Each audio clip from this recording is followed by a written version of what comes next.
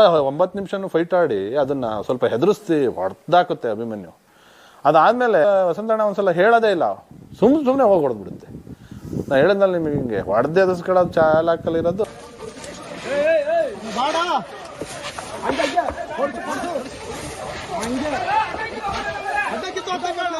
ಕಿಂತ ಹೆಜ್ಜೆ ದೊಡ್ಡದು, ಭೀಮಾ ಆನೆಕ್ಕಿಂತ ಹೆಜ್ಜೆ ದೊಡ್ಡದು. ಇಳಿದು ಇಷ್ಟು ದೊಡ್ಡದಿದೆಯಲ್ಲ ಅಂತ ಆ ಉಗುರು ಸೈಜ್ ಇಷ್ಟು ದಪ್ಪ ಇದೆ, ಅಳತೆ ಮಾಡ್ಕೊಂಡೆ. ಆನೆಗಳು ಇಳಿದು ಹತ್ತಕ್ಕಾಗತ್ತಾ? ಆನೆ ಬಿದ್ದರೆ ಸತ್ತ